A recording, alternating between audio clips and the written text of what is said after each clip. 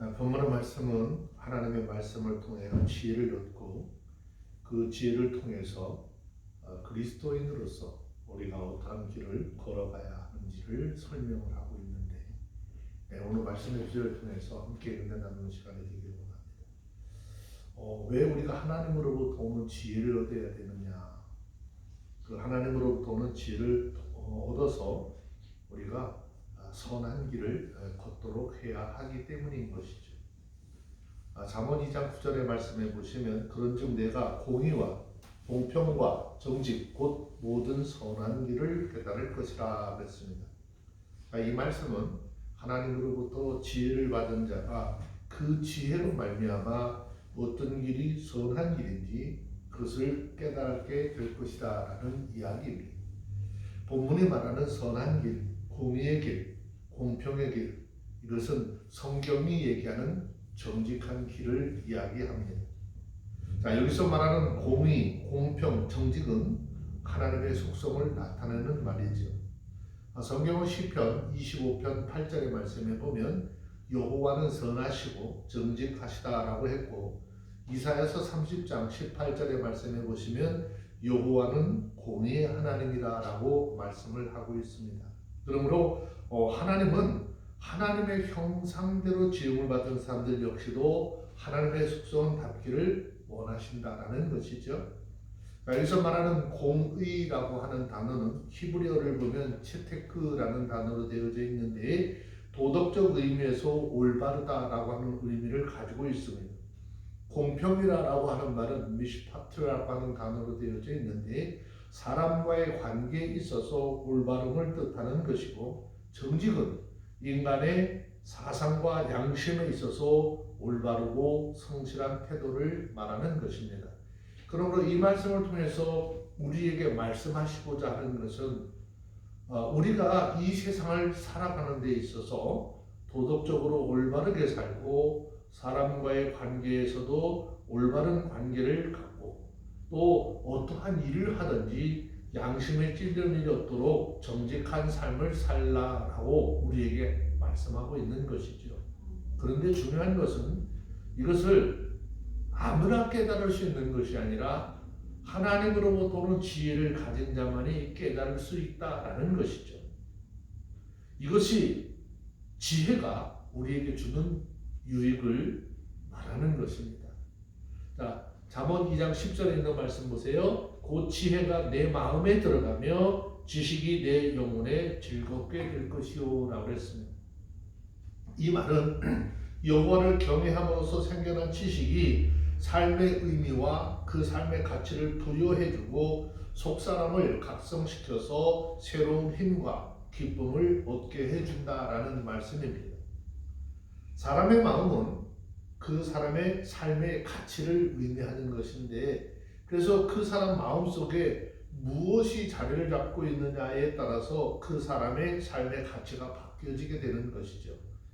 사람의 마음에 돈이 자리를 잡게 되면 돈밖에 모르는 사람이 되어 인정도 없고 누구에게 베풀 줄도 모르고 오직 자기밖에 모르는 이기주의적인 인간을 만들어내고 마는 것이죠. 또 마음속에 명예욕이 자리를 잡은 사람은요, 명예밖에 모르는 사람이 돼서 수단과 방법을 가리지 않고 경쟁자들을 어떻게든지 다 물리치고라도 나의 명예만 잡으려고 하는 그런 삶을 살게 되는 것이죠. 지금 우리 삶의 현장에 나타나고 있는, 선거를 앞두고 있는 그런 상황들을 통해서도 이것을 우리는 깊이 깨달아야 하는 것이죠. 그렇기 때문에 우리보다 우리를 더 잘하시는 하나님께서 우리 마음속에 지혜로 채우라 라고 말씀을 하고 있는 것입니다. 우리 마음속에 하나님을 아는 지혜로 꽉 차서 그 지혜를 바탕으로 한 삶을 살고 또 내가 너희를 의의 길과 생명의 길로 인도해 주실 것이다 라고 말씀을 하고 있습니다. 그러므로 우리 모두는 세상적인 지식은 조금 부족하더라도 우리 마음속에 하나님을 아는 지식을 아주 풍성하게 가져서 하나님의 영광을 드러내고 이 땅 위에서 사는 날 동안 하나님의 영광을 나타내기 위한 도구로 쓰임받는 복된 삶이 되시기를 주의 이름으로 축원합니다. 특별히 지혜의 인도함을 받는 사람은요, 2장 11절 12절 2절 말씀에 보면 근신이 너를 지키며 명철이 너를 보호하여 악한 자의 길과 폐역을 말하는 자에게서 건지리라 그랬습니다. 자, 근신하는 삶을 살아야 된다라는 말이거든요. 자, 근신이라고 하는 것은 지혜를 얻은 자가 그의 외적인 생활에서 나타나는 삶의 양식인데 현명한 절제 능력이라고 표현할 수 있는 것이죠. 쉽게 말하면 우리가 절제하는 삶을 사는 것이 하나님의 보호를 받는 길이다라는 뜻입니다. 그래서 그리스도인들은 범사에 절제할 수 있어야 하는 것이죠. 참을 것 참고, 끊을 것 끊고, 기다릴 것 기다리고, 양보할 것 양보하는 능력과 노력이 있어야 하는 것인데 이것은 한마디로 자기의 마음을 다스릴 수 있어야 한다라는 의미인 것입니다. 성경은 잠언서 26장 28절 말씀해 보시면 자기의 마음을 제어하지 아니하는 자는 성읍이 무너지고 성벽이 없는 것 같으니라 라고 했습니다. 고대 세계에서 성벽은 어떤 의미일까요? 외부의 적으로부터 성읍을 방어하는 데 있어서 꼭 필요한 것이죠. 그런데 성벽이 없다라고 하는 것은 곧 침략자에게 성을 쉽게 내놓을 것이나 마찬가지였죠. 자, 그렇기 때문에 본문에서 자기의 마음 또 자기의 모든 욕망과 감정을 다스리지 못하는 것을 무너진 성벽에 비유하고 있는 것입니다. 그러므로 하나님의 사람들은 자신의 마음을 잘 다스릴 줄 알아야 한다라는 것입니다. 그 이유는 절제하지 못하는 사람은 바른 성도의 삶을 살 수 없기 때문인 것이죠. 그래서 그리스도인들은 살아가는 삶이 때때로 힘들고 어려운 것이에요. 그리스도인들이 세상을 살아가노라면 끊임없이 연단이 다가오지만 이겨나가야 하는 것. 끊임없이 다가오는 연단을 이겨나갈 수 있는 것, 아무나 할 수 있는 것이 아니라 하나님께서 우리 가운데 보내신 성령을 받은 자라야 가능한 것이죠. 그래서 갈라디아서 5장 23절 말씀에 보면 성령의 열매를 이야기하면서 그 가운데 한 가지인 절제에 대한 이야기를 하고 있는 것이죠. 자, 우리 모두가 이 말씀을 통해서 범사에 절제하는 삶을 살아갈 때 하나님께서 우리의 삶을 안전한 곳으로 인도해 주실 것이라고 믿습니다. 또 한 가지는 우리의 삶은 명철의 보호할 것이라고 하는 말씀이었습니다. 자, 명철이라고 하는 이 말은 히브리 말 보면 타분이라고 하는 단어로 되어져 있는데 우리의 삶 속에 놓여진 여러 가지 위험과 시험과 유혹들을 미리 깨달아서 발견을 하고 알아냄으로써 그런 시험에 빠지지 않도록 하는 힘을 이야기하는 것입니다. 그리고 그 통찰력으로 악한 자의 길과 폐역의 길로 유혹하는 사람들에게서 벗어날 수 있도록 건져주신다라고 했습니다. 그러므로 우리가 믿음으로 그 길을 걸어가려고 하면 하나님의 인도하심으로 인하여 악한 자의 꾀임에 빠지지 않고 하나님이 보시기에 복되고 아름다운 삶으로 인도함을 받아서 우리 하나님이 원하시고 우리 하나님이 기뻐 받으시는 그런 삶을 살게 될 것이다라는. 자, 그런데 하나님이 이렇게 우리 가운데 인도함을 주시고 생명의 평안의 길을 허락했지만 그럼에도 불구하고 인간은 스스로 어둠의 길을 쫓아가고 있다는 것이죠. 자, 본문 13절에 있는 말씀 보시면 이 무리는 정직한 길을 떠나 어두운 길로 행하며 그랬어요. 첫사람 아담이 범죄한 후 죄중에서 태어난 온 인류가 걸어온 길이 바로 어둠의 길인 것이죠.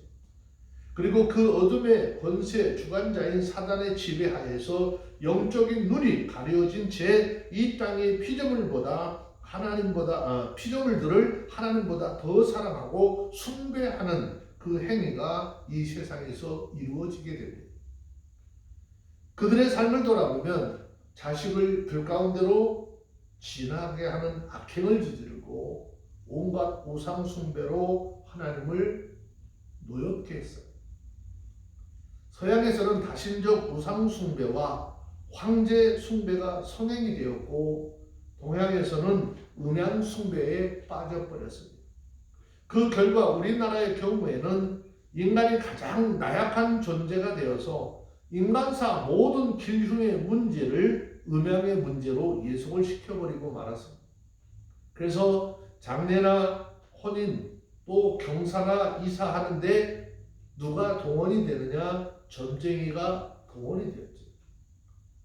심지어는 부엌을 고치고 마곡간을 고치는 일에도 점쟁이에 가서 묻고 좋은 날이 언제인지 길이를 택하여 행하고 했습니다. 그뿐 아니죠. 새롭게 시작하는 일에는 고사 지내죠. 고사를 지낸다는 명목으로 돼지 머리를 올려놓고 그 죽은 돼지 머리 앞에 절하는 모습들이 지금 이 시간에도 수없이 행해지고 있습니다. 그러나 이러한 모든 것이 하나님을 버리고 스스로 어둠의 길을 걸어갈 결과라는 것이죠. 다시 말하면 하나님과의 관계가 단절이 되면서 인간은 모든 피조물 가운데 가장 천한 존재가 되고 말았다는 것을 단적으로 보여주는 것입니다. 하나님의 형상을 따라 지음을 받은 우리가 죽은 돼지머리 앞에다 절하는 모습을 보면 무슨 생각이 들까요? 죽은 돼지머리 앞에 절 해보셨어요? 죽은 돼지머리 앞에 고사를 지낸다라고 하면서 절을 한 이유는 그 절을 했다라고 하는 것은 어떤 의미예요? 사람이 죽은 돼지머리만도 못하다는 그런 의미예요. 사람이 죽은 돼지만도 못한 존재가 되었다라는 말입니다. 이것은 본문에서 어둠의 길이라고 설명을 하고 이 어둠의 길을 스스로 행한 길이다라고 이야기하고 있어요. 뿐만 아니라 14절 15절 말씀해 보세요. 행악자를 기뻐하며 악인은 폐역을 즐거워하나니 그 길은 구부러지고 그 흥유는 폐역하니라 그랬어요. 지금 어두운 길을 걷는 인생들이 구체적으로 어떤 삶을 살아가고 있는지를 설명하고 있는 것이죠. 그들은 악한 행위를 단순히 행할 뿐 아니라 그 악한 행위 자체를 즐긴다는 것이죠. 그들은 이미 습관화된 악행으로 인해서 양심이 마비되어 버렸고 오히려 그 악행으로 쾌락을 삼아 살고 있다라는 것이죠. 어쩌면 악을 기뻐하는 삶이 하나님을 떠난 우리 인간의 본성일지도 모르겠습니다. 그 삶을 살펴보면 남이 망하는 것을 즐기고 죄인인 줄 알면서도 그 속에 빠져서 나오지 않으려고 하며 악을 행하면서도 양심의 가책이나 회개에 전혀 없어요. 오히려 그 삶을 어떻게 즐기는 거예요. 그래서 이 어둠이 없이 하나님께서는 이 어둠을 없이 하시려고 예수 그리스도를 이 땅에 생명의 빛으로 보내셨죠. 하지만 어둠의 자식들은 그 어둠의 빛을 더 사랑함으로 생명의 빛 되신 그 주님을 거절하고 어둠에 안주하고 있었습니다. 그래서 예수님께서 요한복음 3장 19절 20절 말씀에 보면 그 정죄는 이것이니 곧 빛이 세상에 왔을 때 사람들이 자기 행위가 악함으로 빛보다 어둠을 더 사랑한 것이니라. 악을 행하는 자마다 빛을 미워하여 빛으로 오지 아니하나니 이는 그 행위가 드러날까 하며 그랬습니다. 그러면 우리 모두는 스스로 어둠의 길을 쫓고 있는 삶을 버리고 빛 대신 예수님 앞으로 나와야 하는 것이죠. 어둠에 속한 사람의 삶은 어리석고 미련한 죄인들의 모습인 것입니다. 그런데 예수님께서 우리를 이 어둠의 길에서 돌이키도록 해주셨다라고 하는 것이죠. 하지만 하나님께서 우리를 불쌍히 여기셔서 우리가 범죄하여 어둠의 길을 걸어왔지만 우리를 구원할 아주 구체적인 계획을 세우시고 이 땅에 빛 대신 예수 그리스도를 보내주시고 그를 통하여 우리를 어두운 가운데 사망 가운데서 불러내어 생명의 빛으로 들어가게 하셨습니다. 그럼에도 불구하고 어리석은 사람들은 빛 대신 예수 그리스도를 깨닫지 못하고 오히려 그 예수 그리스도를 싫어하고 십자가에 못 박아 돌아가시기까지 했습니다. 그러나 그 빛은 생명의 빛이었기 때문에 사람의 힘으로 배척하면 할수록 더욱 강렬하게 빛을 비춰서 이 땅을 밝게 해주고 있습니다. 그렇기 때문에 지혜로운 사람들은 어둠에 다니지 아니하고 예수 그리스도를 힘입어 새로운 삶을 살려고 할 때 아무리 어두운 삶이라 할지라도 빛으로 바뀌는 역사가 나타나는 것이죠. 그리고 사망에서 생명으로 바뀌는 역사가 나타나게 되어지는 것입니다. 우리 모두 이 사실을 기억하고 예수 그리스도를 힘입어 폐역의 길에서 돌이키시고 의의 길, 영생의 길을 걸어가는 아름답고 복된 우리 모두의 삶이 되어지시기를 주의 이름으로 축원합니다. 자, 또 한 가지 하나님께서 주신 이 지혜를 통해서 음녀를 따르지 않는 삶을 살아야 합니다. 자, 잠언 2장 16절, 17절, 18절 말씀 봅니다. 지혜가 또 너를 음녀에게서 말로 호리는 이방 기집에게서 구원하리니 그는 소시의 짝을 버리며 그 하나님의 언약을 잊어버린 자라. 그 집은 사망으로 그 길은 음부로 기울어졌나니. 예전이나 지금이나 우리를 유혹하는 것들이 많습니다. 또 그 종류는 다양한 것이라고 하는 것을 증거하는 것이 성경의 역사이죠. 사단은 언제나 우리를 유혹하여 넘어지게 하려고 베드로전서 5장 8절에서 말씀하고 있는 것처럼 마치 우는 사자처럼 도로 삼킬 자를 찾아다니고 있으므로 그런 사단의 유혹을 이겨내야 하는 것이 우리 그리스도인들의 영적인 싸움인 것이죠. 그래서 16절에서 중요한 말이 있어요. 음녀의 호리는 말을 주의하라라고 했습니다. 자, 우리는 본문에서 말하는 음녀의 의미부터 정확하게 생각을 해봐야 돼요. 본문에서 말하는 음녀는 불의의 교제를 즐기는 매춘부와 같이 음란한 여인이라는 뜻입니다. 자, 17절 이 여인의 삶에 대해서 설명합니다. 이 여인은요, 소시의 짝을 버렸다라고 했어요. 자, 여기서 말하는 소시의 짝이라고 하는 말의 뜻은요, 원래는 친구, 동료를 뜻하는 말로 사용이 되었어요. 근데 여기에서는 결혼을 통해서 법적으로 인정된 남편을 가리키는 말로 사용이 되었어요. 자, 성경을 살펴보면 남자와 여자가 짝이 지어져서 둘이 하나가 되는 것은 하나님의 섭리인 것이고 인류의 생존과 인류의 행복 그리고 간음을 방지하기 위해서 하나님께서 허락하신 결혼 제도인 것이죠.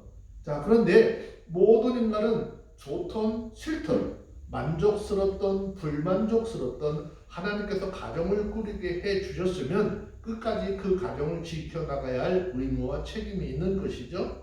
자, 그래서 성경을 말씀하십니다. 마태복음 19장 6절에 보면 이러한즉 이제 둘이 아니요 한 몸이니 그러므로 하나님이 짝지어 주신 것을 사람이 나누지 못할 것이니라 그랬어요.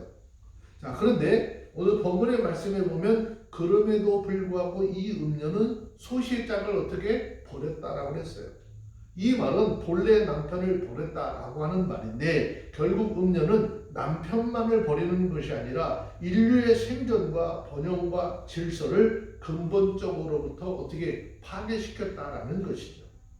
자, 하나님을 모르는 음녀들의 유혹의 손길이 곳곳에 도사리고 있으므로 이 유혹에서 이겨내야 하는 것이 크리스찬의 사명입니다. 우리가 믿음을 지키려고 하면 할수록 음녀는 우리에게 다가와서 온갖 감언인설로 유혹하기 때문에 많은 사람들이 이 유혹을 이기지 못하고 넘어가서 패가망신하고 하나님도 잊어버리고 인생을 망쳐버리고 맙니다. 여러분, 세상의 달콤한 말에 너무 귀를 기울이지 않게 되시길 바랍니다. 여기 음녀의 이야기는요, 사람의 육적인 관계를 통해서 우리에게 지금 설명을 하고 있지만 실상은 그리스도인들과 세상을 이렇게 의인화해서 설명하고 있는 것입니다. 달콤한 말에는 반드시 사단의 유혹이 도사리고 있음을 깨닫고 하나님께서 주신 지혜로 통찰력으로 무엇이 선하고 무엇이 악한지 그것을 잘 분별해서 치명적인 피해를 보지 않는 우리 삶이 되어지기를 주의 이름으로 축원합니다. 결과적으로 음료와 결합하는 자들은 생명을 잃게 된다라고 했습니다. 자, 잠언 2장 19절 말씀에 보면 누구든지 그에게로 가는 자는 돌아오지 못하고 또 생명의 길을 얻지 못하느니라 그랬어요. 자, 19절 말씀에 보면 한번 음료의 유혹에 넘어간 사람은 다시 돌아올 수 없다라고 그러죠. 자, 이 말은 반드시 거기에 상응한 죄값을 치러야 한다라고 하는 말이에요. 자, 사람이 세상의 방탕한 곳에 빠지기 시작하면 다시는 헤어나올 수 없는 아주 깊은 수렁에 빠지고 마는 것이죠. 그렇기 때문에 중요한 것은 그 음료의 유혹에 아예 넘어가지 말아야 한다는 거예요. 그래서 우리가 깊이 깨달아야 할 것은 범사에 이번 한 번만 하는 생각은 버리라는 거예요. 이번 한 번만 술 한잔 이번 한 번만 먹고 말지, 노름하는 것 이번 한 번만 하면 말지 라고 하는 그 생각부터 아예 잘라버리라는 거지. 그런가 하면 그렇게 이번 한 번만이라고 하는 잘못된 한 번이 자기의 모든 평생을 망치게 할 수도 있기 때문이라는 것이죠. 신앙생활도 그렇습니다. 이번 한 번만 예배 빠지면 되지 뭐. 근데 한 번만 빠지는 게 아니라 계속 빠지게 돼요. 그것이 어떤 특별한 일이 생기면 아예 그렇게 해도 괜찮은 것 같아요. 그래서 그것이 이제 점차 습관이 되어버려서 돌아올 수 없는 아주 먼 길을 떠나게 되는 것이죠.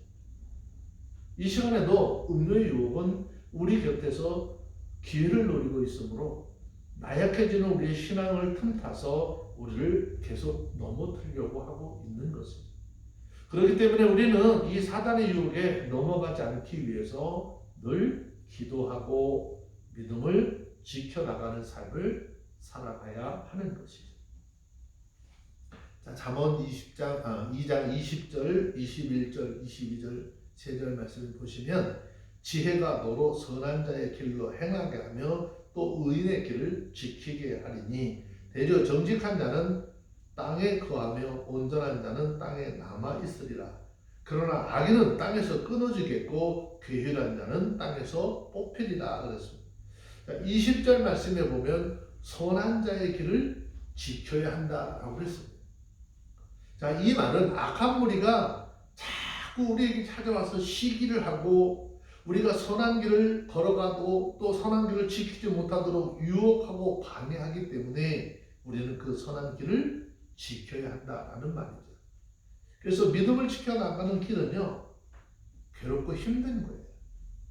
신앙인은 그래서 때로는 고독해요. 외로워요. 또 반대로 이 길을 지키기 위해서, 이 믿음을 지키기 위해서 희생과 헌신을 각오해야 하는 그런 삶이죠. 그래서 디모데후서 4장 7절에 보면 사도 바울이 고백하기를 나는 믿음을 지켰다라고 했습니다. 자기 평생의 모든 삶을 살면서 나는 믿음을 지켰다라고 했어요. 이 말은 믿음을 지키기가 얼마나 힘들었는가라고 하는 것을 단적으로 강조하고 있는 말이죠. 그런데 21절에서 선한 길을 걸어가는 결과는 생명을 얻게 된다라고 했습니다. 즉 세상에서 정직하게 살아가는 사람, 덕을 쌓으며 이웃에게 선을 행하며 사는 사람은 비록 이 세상에 악인이 득세한다 할지라도 그가 뿌린 선의 씨앗을 거두게 될 것이고 이 세상에 하나님의 심판이 임한다 할지라도 선한 자는 하나님의 도움을 받아서 구원에 이르게 될 것을 설명하는 겁니다. 그 대표적인 예가 노아인 것인데 성경은 노아에 대해서 증거하기를 의인이며 완전한 자라고 기록해 놓았습니다. 그의 삶을 돌아보면 늘 하나님과 동행하고 선한 길을 걷고 의를 행하며 세상은 죄로 들끓어서 죄의 수렁이 되었다 할지라도 노아는 아주 고결한 신앙적 삶을 살았습니다.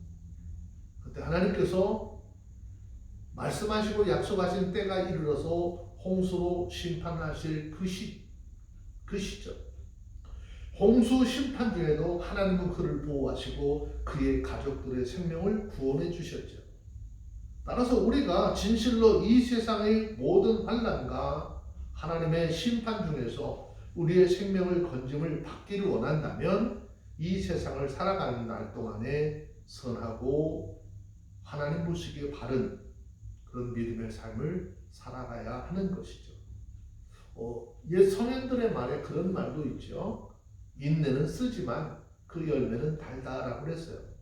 선한 자의 길은 고통스럽고 힘들고 어려운 길이지만 그 결과는 아름답고 고귀하다라고 하는 것을 깨닫고 정말 힘들고 어려운 이때 우리 스스로 믿음을 지키고 선한 길을 가는 아름다운 하나님의 사람들이 다 되어주시기를 주의 이름으로 축원합니다. 기도하겠습니다. 하나님 감사합니다.